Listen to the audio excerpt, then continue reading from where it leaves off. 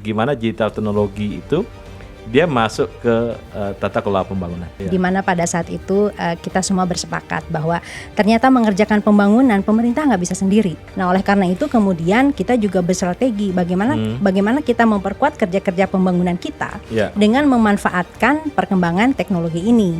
Ongkos pembangunan kita jadinya mahal, padahal sebenarnya bisa murah. Bicara soal pembangunan dengan menggunakan teknologi ini bukan berarti segala sesuatunya serba online. Nggak juga gitu. Karena perkembangan teknologi saat ini itu sangat memungkinkan, apalagi dengan adanya desentralisasi gitu ya, dimana sharing dana kan udah nggak terlalu ngumpul di pusat lagi gitu ya. Itu sebenarnya peluang yang sangat terbuka saat ini agar daerah-daerah bisa semakin maju.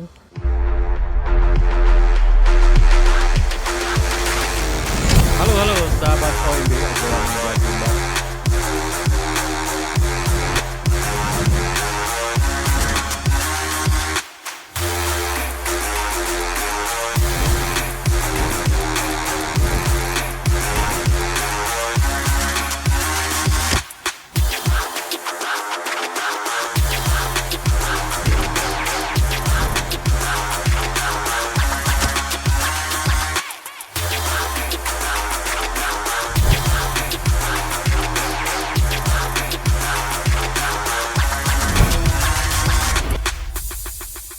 Halo sahabat OMB, sahabat Meja Bundar. Kita masuk di segmen digital teknologi khususnya untuk tata kelola pembangunan. Dan hari ini telah hadir bersama kita Mbak Siti Fatimah. Halo Mbak Siti. Halo, sore. Siang sore ini. Mbak Siti founders dari Sinugantara ya? Iya. Dan Sinugantara udah lama ya, 10 tahun, 20 tahun, 15 tahun ada ya? Ada ya? Saya masih ingat tuh 2005, 2004 lah. Dan kita estafet ya, dulu ada Patiro, ada Bix, ada Sinugantara gitu, estafetnya begitu. Dari inovasi-inovasi yang awal-awalnya inovasinya macam-macam ya yang kita bikin. Nah, di ujung inovasi itu, walaupun nanti mungkin berubah juga, kita punya digital teknologi ya, tata kelola digital teknologi untuk pembangunan. Nah, ini digital teknologi ini sangat bagus gitu ya untuk pemerintah-pemerintah daerah yang ingin melakukan inovasi dalam governance atau inovasi dalam pemerintahannya gitu ya. Nah, gimana nih Mbak Siti kita menjelaskan tentang gimana digital teknologi itu dia masuk ke tata kelola pembangunan. Silakan. Oke, makasih. Mas atau Kang ini manggilnya? Terserah lu lah.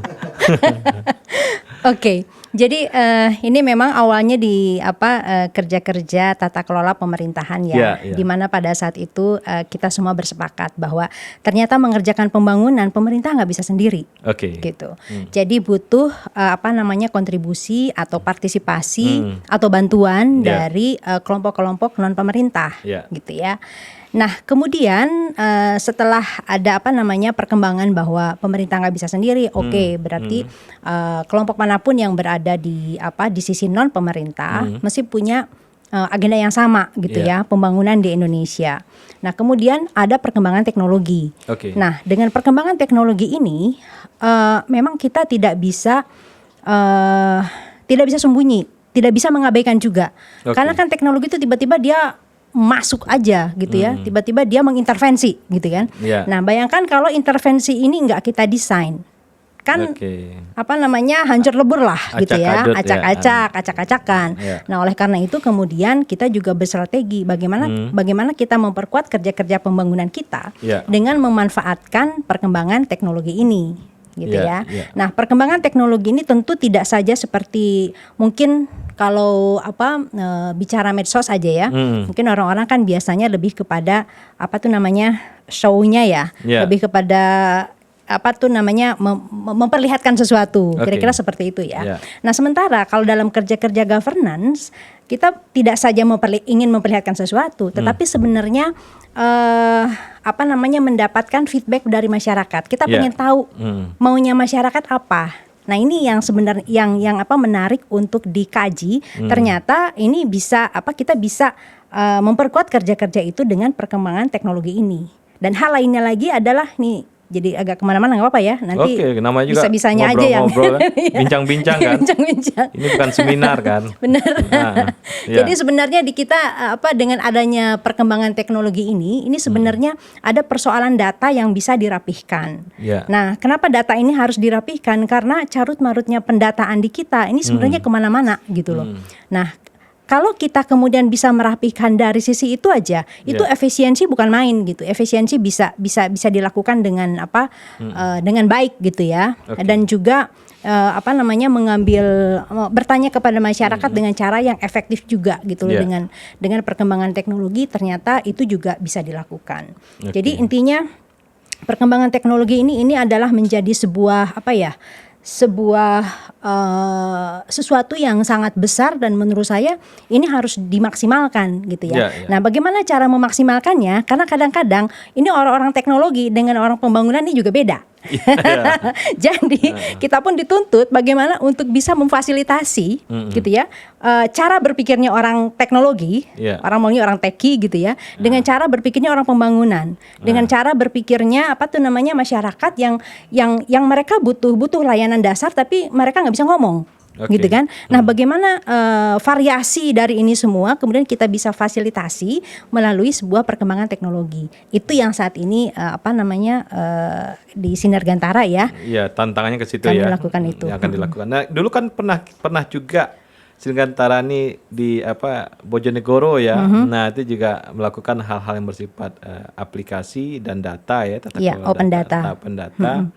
Sehingga waktu di Bojonegoro bisa kita melakukan troubleshooting untuk masalah banjir ya, atau masalah panen pertanian segala macam. Nanti gimana ceritanya? Nah, ini terkait dengan open data ya. Nah, ini sebenarnya kembali lagi ke perkembangan teknologi dan bagaimana merapikan data ya. Ceritanya begini kalau open data. Kalau seorang kepala daerah misalnya ditanya, Pak, hari ini jumlah penduduk Bojonegoro berapa? Gitu kan? Nah, kalau dia tidak punya alat, tentu dia harus bertanya kepada BPS-nya, gitu kan? Nah, terus kemudian misalnya besoknya lagi dia ditanya pertanyaan yang sama, jawabannya pasti sama. Karena BPS akan melakukan pendataan itu, mereka punya periodik ya, gitu. Nah, dengan open data, dengan prinsip-prinsip open data, dengan adanya perkembangan teknologi, jumlah penduduk dari hari ke hari kan berubah. Ada yang lahir dan ada yang meninggal. Masa kita jawabnya sama antara hari ini dan besok gitu kan? Ini ngerubah batas statik menjadi real time ya. Nah, iya. Nah, ini menjadi sangat membantu untuk para decision maker.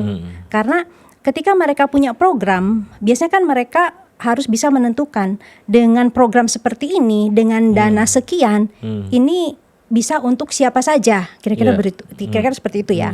Nah, dengan perkembangan teknologi saat ini, tentu dia bisa memanfaatkan keberadaan ketersediaan data-data yang bisa real time. Ini yang menurut saya sangat sangat menguntungkan ya, dan sangat bermanfaat untuk kepala daerah dimanapun di seluruh Indonesia. Dan isu ini pernah dibawa ke dunia internasional ya, berkali-kali gitu. Betul. Ya, dan dijadikan sebuah model untuk open data ya. Revolusi data. Revolusi data ya namanya. Itu di mana aja dulu kita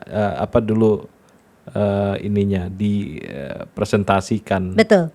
Jadi soal revolusi data ini sudah menjadi concern-nya PBB sejak perkembangan teknologi memungkinkan ternyata gitu ya untuk merapihkan data ini. Dan Indonesia dengan dengan segala kondisi kita kondisi kita sangat bisa dirapihkan dengan menggunakan revolusi data ini. Karena dengan revolusi data ini perhitungan secara itu tadi ya, misalnya di beberapa daerah kan ada berapa bayi yang lahir dan ada juga orang yang meninggal gitu ya. Nah, cara perhitungan itu tidak mesti secara manual. Gitu. Itu bisa dilakukan oleh mesin. Itu yang dikatakan agregat ya, perhitungan itu bisa oleh mesin. Artinya dengan kita mengklik satu tombol di hari ini dan besok hasilnya bisa berbeda, tetapi itu real time. Gitu loh. Ini yang menjadi keuntungannya. Nah, hanya sayangnya memang untuk Indonesia lagi-lagi karena mungkin juga ada masalah terkait dengan di BPS-nya, infrastruktur dan sebagainya ya, infrastruktur pendataannya segala macam. Jadi untuk Indonesia saat ini belum bisa dilakukan belum ada kebijakan nasional untuk itu. Tapi kalau misalnya daerah, setiap daerah, karena sekarang kan dengan desentralisasi kan sebetulnya daerah punya kuasa ya, punya kewenangan kan. Yang penting kan bagaimana dia bisa kelola data secara baik gitu ya, bisa menguntungkan dia, bisa memudahkan. Karena kadang-kadang daerah itu mereka misalnya sering mendapatkan pertanyaan dari nasional, dari kementerian yang berbeda, tanya berbagai macam data gitu loh. Nah sebenarnya kalau sebuah daerah dia sudah punya tools ini, dia akan dengan mudah tinggal ibaratnya tinggal pijit tombolnya aja gitu ya, keluar data-data tersebut gitu.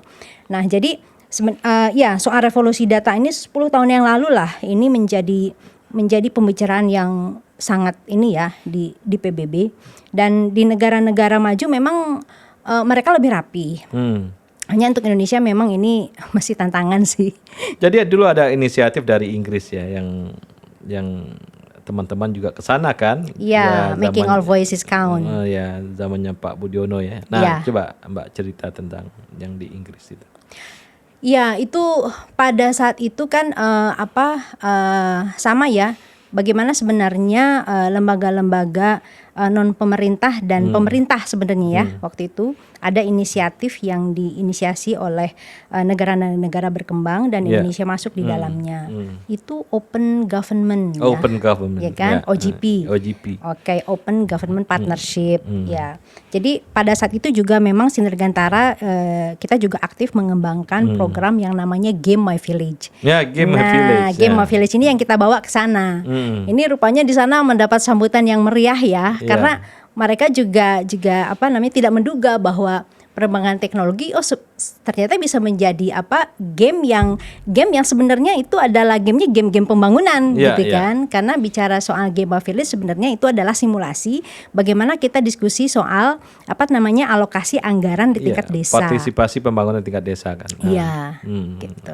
Apa nih ceritanya Game of Village itu apa? Dia memetakan secara spasial kan, data spasial, sehingga si partisipasi masyarakat desa muncul di situ. Awalnya begini, dari konsepnya musrenbang ya, musyawarah perencanaan pembangunan karena desa. Inovasi sebelumnya kan partisipatori kan. Betul. Jadi kan awalnya itu kan bagaimana mendapatkan pendapat atau keinginan dari masyarakat desa gitu kan. Ada program seperti ini, dananya sekian gitu ya. Bagaimana itu kemudian didiskusikan secara partisipatif gitu ya. Nah, pada saat itu partisipasi terjadi, namun ada banyak warga yang merasa mungkin juga karena belum terbiasa bicara di ranah desa, di ranah banyak orang berkumpul gitu ya. Jadi ada semacam kekakuan. Jadi satu sisi kita punya alat yang namanya partisipatoris, alat yang partisipatif, tapi sisi lain ada kesulitan yang dihadapi oleh warga, terutama orang muda, bagaimana berpartisipasi gitu. Nah, dengan alat Game of Village ini sebetulnya coba kalau kita kita cek lagi belanja warga kita yang paling tinggi ini apa? Belanja warga nih belanja dari duit desa atau belanja pribadi? Belanja pribadi ya. Ya, yang paling besar pasti urusan pokok dong. Pokok itu kan biasanya orang kan berbicara pokok buat makan gitu kan. Coba perhatikan. Iya. Ternyata kalau kita ke pelosok beli pulsa that's the point. Iya, beli pulsa. Artinya dengan Game of Village kita memanfaatkan apa yang dimiliki oleh warga. Oh, ternyata HP itu bukan sesuatu yang baru buat mereka, gitu kan. Jadi dengan Game of Village sebetulnya mereka bisa mengambil beberapa foto yang menurut mereka penting di desanya, dan itu masuk ke dalam aplikasi yang sudah kita siapkan. Dan itu bisa menjadi bahan diskusi di musyawarah. Itu menjadi feedbacknya ya. Desa. Si warga ngirim foto ini ada sesuatu yang terjadi gitu, dikirim gitu ya. Bisa feedback, bisa juga input. Oh, malah input bisa juga ya? Bisa juga. Nah, di sini sebenarnya gamenya, di sini permainannya. Karena pada saat misalnya perangkat desa mendiskusikan atau menyampaikan kami punya program ini dengan alokasi anggaran seperti ini, maka warga mereka bisa juga bercerita, oh misalnya di daerah ada jembatan yang rusak. Bagaimana kita ini ada fotonya, kita bisa ambil fotonya dan masuk ke aplikasi, jadi semua orang bisa lihat gitu ya. Jadi sebenarnya masyarakat desa dengan modal mereka punya HP tadi gitu ya, mereka bisa berpartisipasi untuk mengambil foto, kemudian menjadikan ini menjadi bahan diskusi pada saat dia menghadiri musrenbang gitu. Juga jadi bisa juga. Jadi lebih mendekatkan ini Iya. Apa yang mau dibicarakan. Misalnya ada jembatan yang udah reot itu juga bisa dimasukkan. Karena nanti pada saat mereka berkumpul itu bisa ditampilkan semua di layar. Kalaupun nggak ada layarnya, mereka juga bisa lihat di aplikasi ini. Dan bisa muncul secara spasial kan? Iya, bisa. Jadi pengelompokannya di mana. Misalnya ada sebuah RW yang banyak anaknya gitu ya. Anak-anak kecil banyak. Berarti butuh suatu program posyandu untuk anak-anak kecil ini. Bisa itu terkait pendataannya ya. Karena saat yang bersamaan setelah itu kita juga mengembangkan bagaimana mengembangkan profil desa lebih kepada itu tadi. Jadi mendata desa, mendata warga. Jadi setiap saat kepala desa bisa tahu berapa total warganya pada hari itu gitu ya. Setelah ada wali data yang memeriksa kembali dari input-inputan, oh ya betul ini sudah meninggal misalnya, bisa diproses, yang baru itu juga lahir bisa berkembang ke dimasukin sistem informasi desa nggak, Mbak? Iya sangat. Karena di awal-awal perkembangan teknologi kan banyak teman-teman mengembangkannya di website desa, ya kan? Lebih kepada desa wisata gitu kan, banyak mengambil mengambil gambar, ditaruh di website, terus bagaimana informasi tentang desa juga ada di sana gitu kan. Nah, yang lebih kita kembangkan itu adalah bagaimana tadi pendataan warga dan juga sebenarnya ke depan kita ingin lebih memperkuat terhadap pelaporan dalam artian apapun yang dihadapi warga, dia tidak usah lapor datang ke kantor desa misalnya. Dia bisa menggunakan aplikasi tersebut, ambil fotonya dan masuk ke dalam aplikasi gitu. Dan itu bisa di desa misalnya mereka bisa jadwalkan entah seminggu sekali, sebulan sekali, atau di dalam musrenbang desa itu menjadi bahan mereka untuk diskusi gitu. Ya kan sebenarnya sistem digital teknologi ini kan kalau di tingkat nasional kan IKTP lah ya, itu udah terjadi kan. Walaupun IKTP ya datanya statik ya, yang tadi kan datanya tidak statik, datanya IKTP itu masih demografi, jadi nggak bisa real time dia. Kalau real time tuh lebih gila lagi, lebih bagus ya. Siapa yang miskin hari ini, siapa yang besok gitu ya, siapa yang kehilangan pekerjaan gitu. Kalau datanya dia dinamis datanya, itu menarik. Tapi untuk mengelola sebuah data tingkat nasional kan adalah kompleksitasnya ya enggak. Tapi kalau kita menyosor ke daerah di sebuah kota kecil sekarang itu sebenarnya bisa dikelola ya. Oh sangat bisa. Jadi artinya inovasi atau inisiasi seperti ini, kalaupun misalnya belum ada kebijakan dari pusat, daerah menurut saya bisa memulainya. Bisa memulainya karena ya itu tadi akan memudahkan kerja gitu ya. Kan pada dasarnya kan teknologi itu ada untuk memudahkan kerja kita gitu kan. Bayangkan kalau kita ingin merekap jumlah warga misalnya daripada secara manual gitu kan, melihat di Excel-nya atau gimana gitu. Sementara mesin udah bisa melakukannya, ngapain? Gitu. Jadi sangat membantu menurut saya. Ada form misalnya dia tinggal ngisi. Iya. Dan itu juga bisa dipakai oleh semua warga. Kemudian literasinya gimana? Jadi kan ini teknologi masuk itu, tapi masyarakat literasinya belum nih. Gimana kita mendorong literasi untuk digital teknologi? Iya. Memang mau nggak mau tetap harus diperkenalkan ya. Apa manfaatnya kan gitu kan. Ya barangkali warga yang baru memegang HP dan misalnya bisa selfie aja kan udah seneng banget gitu ya. Sebatas itu misalnya. Tapi tetap kita harus perkenalkan bahwa ternyata dengan perkembangan teknologi, dengan adanya aplikasi yang kita siapkan itu tadi ya, sebenarnya ini bisa menolong permasalahan yang mereka hadapi gitu loh. Termasuk misalnya mereka bisa melaporkan kalau ada bahaya. Kalau ada bencana misalnya. Bencana juga bisa, sangat bisa menurut saya. Malah sekarang kan memang itu digunakan juga untuk itu kan. Istilahnya panic button. Panic button. Iya. Dan Menurut saya ini nggak bisa dihindari lagi. Iya, iya. Dulu kan teknologi bencana pakai kentongan ya. Iya. Dan ini digeser secara digital dia pakai apa? Dulu juga sempat teknologi bencana ini pakai radio komunitas. Ingat Ya, ya? ya, Ada zaman radio komunitas. Ya, ya, ya. Dengan 5 kilometer ininya dia bisa menjangkau. Oh, sekarang udah kalah sama WA juga. Makanya cara-cara kerja kita juga mesti cepet kan? Cepet. Harus cepat merespon. Kalau enggak ya sayang, teknologi sudah sejauh apa gitu. Sementara kita masih bergulat dengan ya. Dulu kan radio komunitas gaya benar ya. Iya, oh, keren. Iya, Padahal iya. ya udah Di zamannya lah. Di zamannya. Sekarang udah jadi candi ya. Jadi artefak. yang nggak apa-apa, itu kan prosesnya. Nah, yang didorong di sini kan sebenarnya di sektor pertanian juga bisa didorong. Misalnya kita lihat komoditi misalnya ya. Nah, petani lihat komoditi di sini apa, di sini apa, di sini apa. Sehingga kalau dia bisa mengcapture komoditi secara luas, kita juga bisa nyiapin siapa pembelinya kan gitu ya. Iya. Sangat bisa itu juga, sangat bisa. Juga bisa diatur misalnya penduduk desa ini dia butuh beras berapa sebulan misalnya ya, kita bikin koperasi untuk itu dan kita beli di Bulog, tentunya harganya nggak ya ini ya, dan kita mungkin diambil untung tipis, ada pengelola ya kayak BUMDes apa segala macam, tapi ada teknologi yang mengatur itu gitu ya. Itu yang bisa bantu gitu ya, dan ini akan menjadikan sebuah desa perputaran uangnya ada, kemudian dia beli barang nggak juga mahal gitu ya. Iya.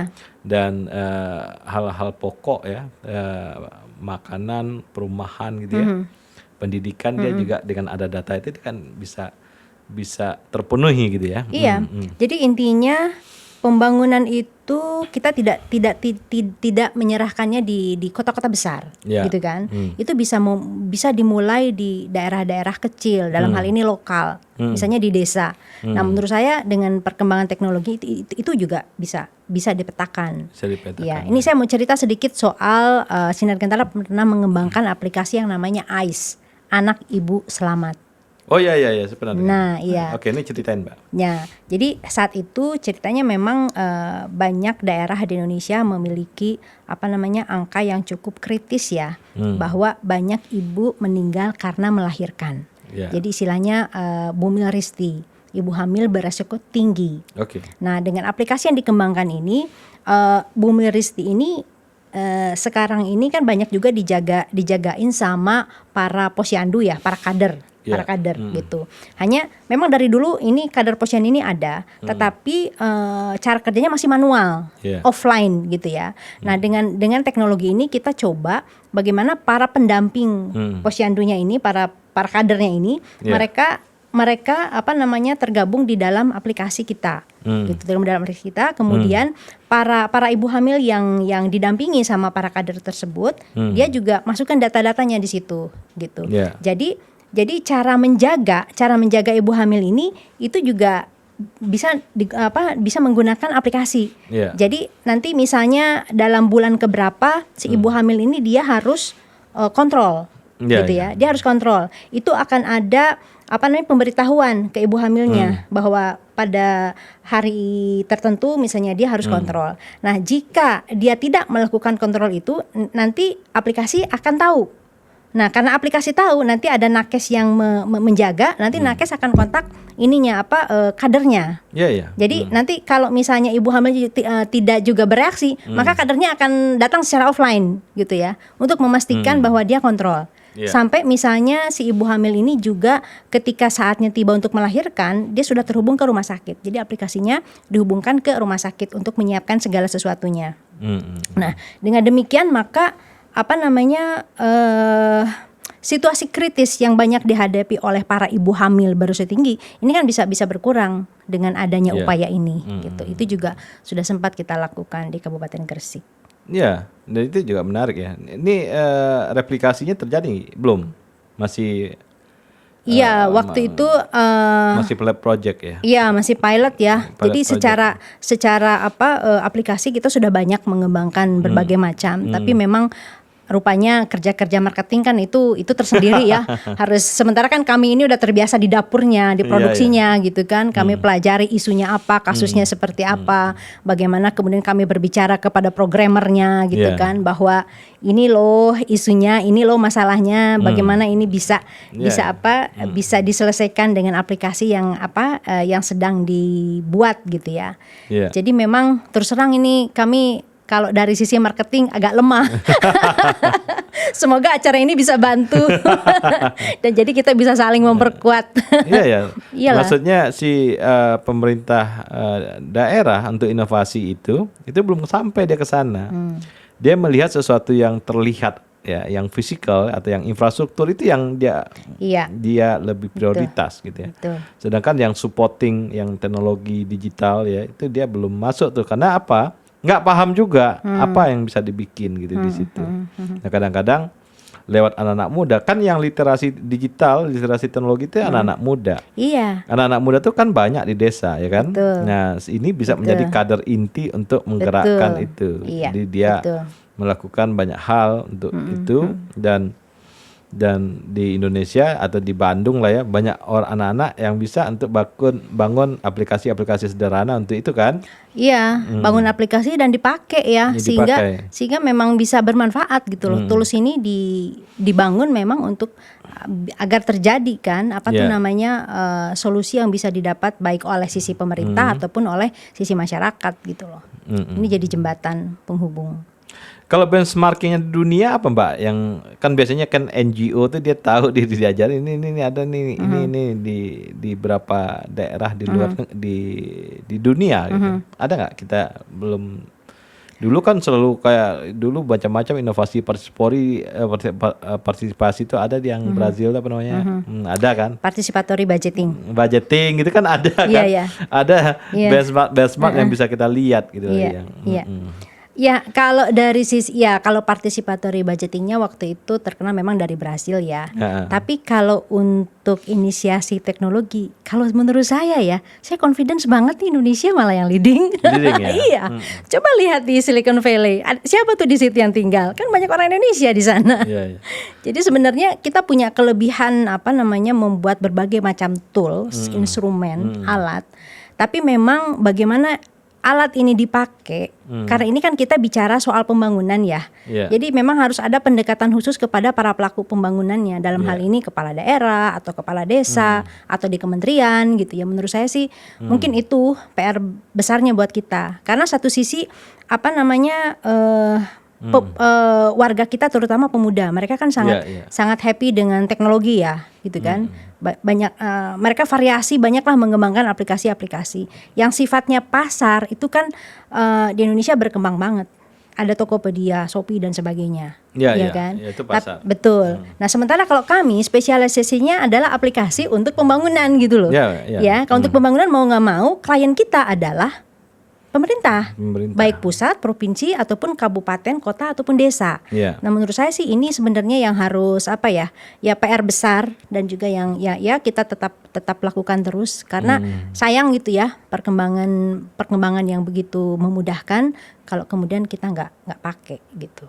Nah teknologi digital ini mengcapture apa? Datanya apa? Misalnya data dari sebuah data real time tadi ya. Kemudian ini kan untuk input untuk kebijakan publik kan, benar kan? Ya. Jadi juga bisa mengcapture feedback. Feedback tuh misalnya sebuah pembangunan sedang berjalan, kita monitoring, kita evaluasi dari feedback yang ada di masyarakat. DKI pernah tuh menang dunia ya, karena feedbacknya pakai ibu PKK, karena lewat teknologi juga teknologi sederhana WA gitu ya. Hingga semua dari bawah, dari ibu dari kampung-kampung DKI. Dia lapornya ke ibunya gubernur, jadi ada di situ data-data tentang feedback di bawah. Nah itu dipakai untuk ngambil kebijakan atau ngambil action untuk masalah-masalah. Gitu.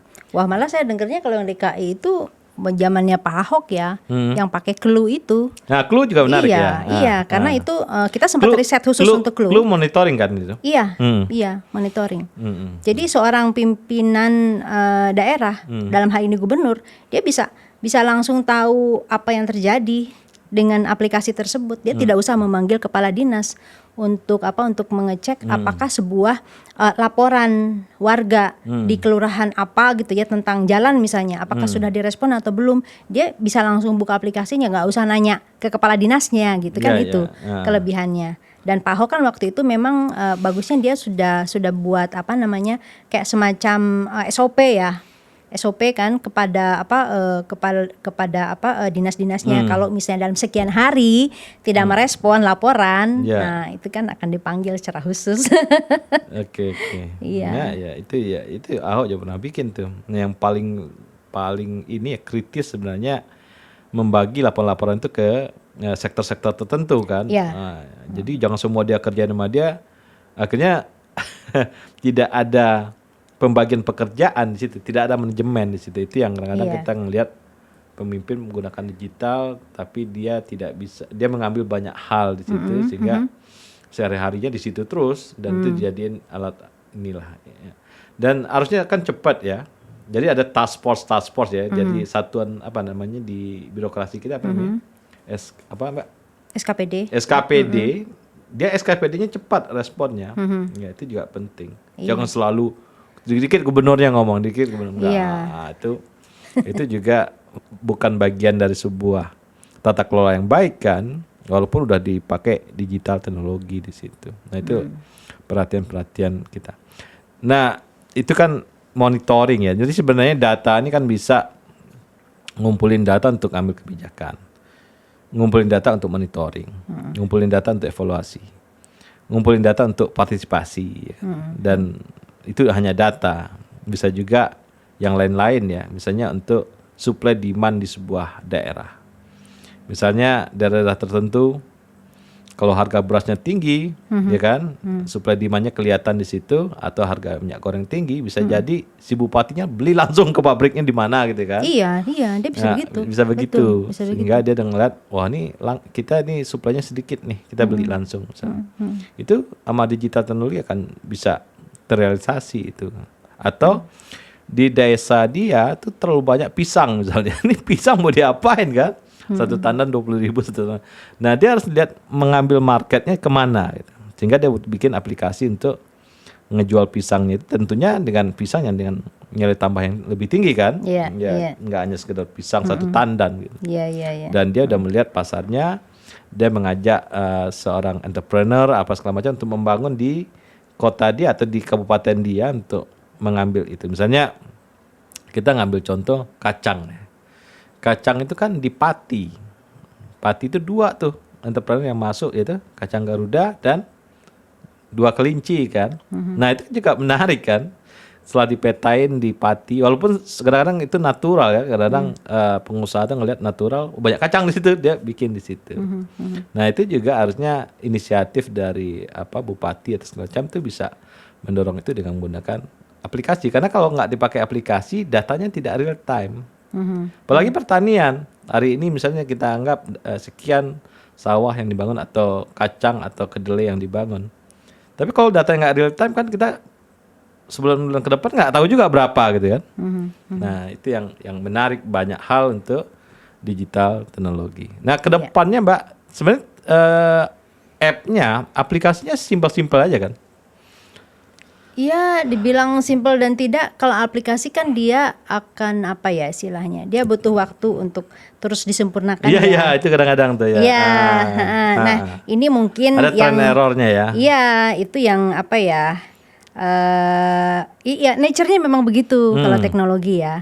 Jadi misalnya seperti Gojek lah, sekarang bisa ada GoFood, macam-macam. Dulu kan ketika awal kan nggak ada GoFood. Dulu masih bayar tunai loh. Tidak ada gitu. GoPay kan? Betul. Tidak ada GoPay. Betul. Kadang-kadang juga nyasar itu, nggak jelas itu ininya koordinatnya kacau gitu. Betul. Oh ya, itu memang ya nature-nya, prosesnya. Butuh maturity-nya ya. Betul. Nah, tapi once ketika ini udah jadi, kan jadi memudahkan banyak pihak. Ya. Bisa jadi Indonesia ini jadi 1000 aplikasi untuk pembangunan ya, bisa aja ya. Sangat bisa. Karena kita Gojek juga, walaupun niru juga ya, tapi kan beda karakternya yang dibanding yang lain-lain kan. Sama Grab, sama segala macam, sama macam-macam itu beda dia ya, dan karakternya. Dan yang lain niru juga, Shopee masuk apa masuk kan Iya. niru di situ. Nah, kita nggak pakai untuk urusan urusan market, tapi kita pakai untuk pembangunan. Itu menarik ya. Iya, sudah mau nggak mau deh pokoknya kalau menurut saya. Sayang kalau nggak digunakan. Jadi Iya, jadinya melambat atau bisa jadi mahal gitu. Ongkos pembangunan kita jadinya mahal, padahal Mahal, sebenarnya ya. bisa murah. Bisa murah. Iya. Gitu. Dan kemudian pembangunan juga tepat sasaran ya. Karena dari segi partisipasi, ini nih yang mau dibangun nih di kabupaten kita ini gitu loh. Nggak usah niru-niru yang lain kan, bangun taman kan kacau juga. bangun lampu gitu. Iya. Mungkin ada skill lain yang menurut saya yang menarik, menarik dan tetap diperlukan ya. Iya. Kita kan terbiasa kerja-kerja di NGO punya tools yang namanya fasilitasi, gitu Iya, kan, iya. memediasi. Nah, menurut saya tools ini sebenarnya tetap bisa digunakan walaupun menggunakan tools teknologi dalam kerja-kerjanya, gitu ya.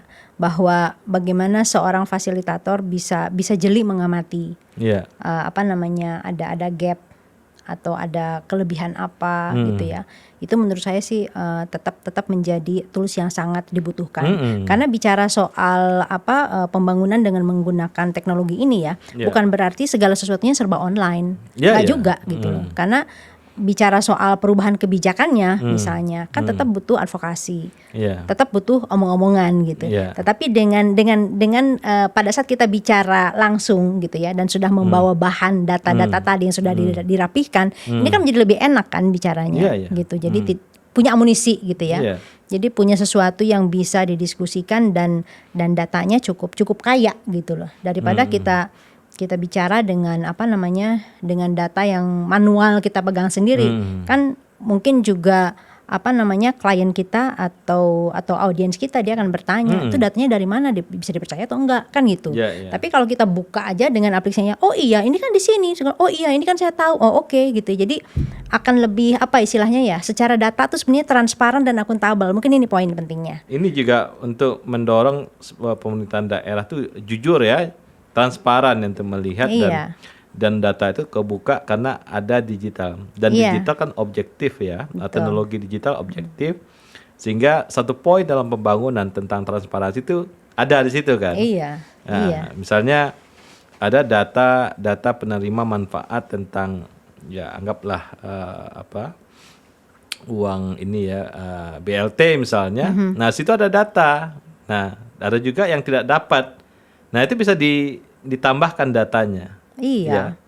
Dan kasus-kasus yang di tingkat nasional berapa dana yang tidak terserap itu kan luar biasa kan. Kenapa? Pendataannya nggak benar. Betul. Tapi data sentral distrik juga ada kekurangan. Kalau tersentral distrik dia pasti ada errornya karena sistemnya besar. Tapi kalau sistemnya kecil di pemerintah daerah gitu, saya kira errornya juga kecil ya. Artinya itu nggak usah nasional deh, dikasih ke kabupaten, lu atur sendiri dah gitu kan. Karena siapa yang tahu kabupaten ya bupatinya kan. Tapi ya diawasin, jangan nanti pakai politik sama bupatinya. Itu yang penting juga. Masih ada wali data ya, istilahnya ya, wali data. Dalam beberapa aplikasi yang kita kembangkan, kita juga selalu mengamati di mana nih posisi wali datanya. Karena kita nggak mau aplikasi yang kita kembangkan ini justru misalnya dipenuhi oleh data-data yang nggak valid gitu kan. Buat apa juga gitu. Makanya jadi, akses data tuh penting bagi orang yang tahu, oh ini bukan saya nih, itu kan dia tahu. Dia langsung ngasih feedback gitu. Iya, di situ kan menjadi sebuah hal yang menarik. Dulu ada pernah tuh di Jogja ya, data pengangguran di sebuah desa bukan kabupaten ya. Nah di situ anak-anak muda yang literasi dia juga nyari data lowongan pekerjaan. Jadi setiap periodik si anak-anak desa ini ngasih juga di situ semacam display gitu di kantor desa. Ini ada lowongan pekerjaan ini. Siapa ya kan? Terus ada situ data pengangguran walaupun anonim gitu ya. Silahkan gitu. Nah, kalau dia tertarik, dibantu oleh pemuda-pemuda untuk mendorong ke situ. Itu juga yang simple sih, tapi bisa mendorong bahwa suatu desa itu tingkat penganggurannya rendah gara-gara itu. Itu makanya sebenarnya pembangunan itu bisa ditarik ke yang lebih ini ya, lebih dekat. Maksudnya pembangunan itu bisa bisa terjadi di level desa, di level kecamatan, di level kabupaten kota gitu ya. Gak mesti harus selalu ke kota besar kan gitu kan sebenarnya. Jadi menurut saya perkembangan teknologi saat ini itu sangat memungkinkan, apalagi dengan adanya desentralisasi gitu ya, dimana sharing dana kan udah nggak terlalu ngumpul di pusat lagi gitu ya. Itu sebenarnya peluang yang sangat terbuka saat ini agar daerah-daerah bisa semakin maju. Oke. Kemudian kalau kita cerita, ini hambatannya apa sekarang Mbak? Terus tantangannya apa? Peluangnya apa gitu kita lihat. Coba yang Mbak Wirawiri terus di kabupaten-kabupaten ya. Entah cari wangsit, saya juga nggak tahu sih.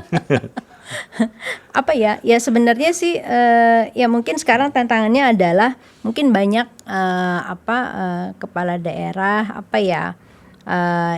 apalagi sekarang udah pemilu mau deket ya. Mungkin lebih ke politiknya gitu ya, sedang berusaha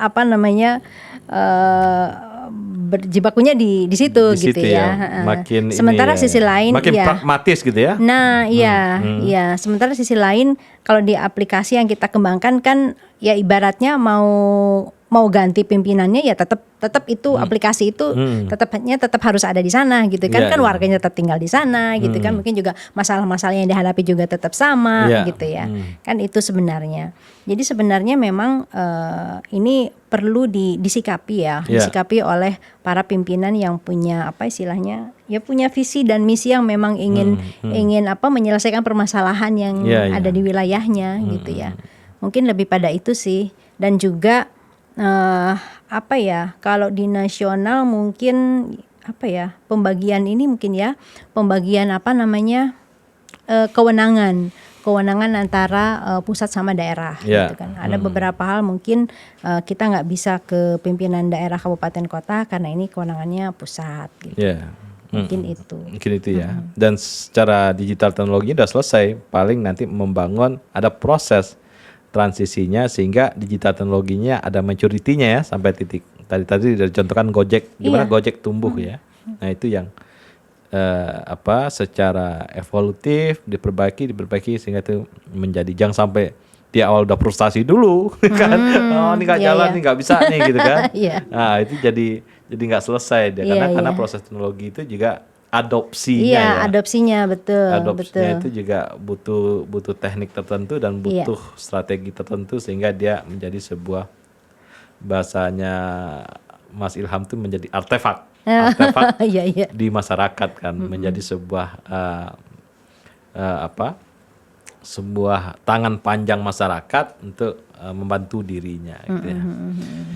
Nah, saya kira itu yang kita bahas hari ini Mbak Siti. Terima kasih atas kedatangannya Mbak Siti. Sama-sama. Ini pembahasan cukup banyak yang dibahas ya di situ, dan ini bisa menjadi sebuah titik awal nih kita masuk di kabupaten atau kota-kota, nggak usah yang besar deh, kecil-kecil aja untuk melakukan. Sayang nih udah kebanyakan alat kita. Coba siapa nih mau pakai? Untuk melakukan, sedang menunggu ya, untuk melakukan transformasi pembangunan lewat digital teknologi. Sahabat EMB, sahabat obrolan Meja Bundar, itulah pembahasan kita tentang digital teknologi. Bagaimana dia masuk dalam tata kelola pembangunan.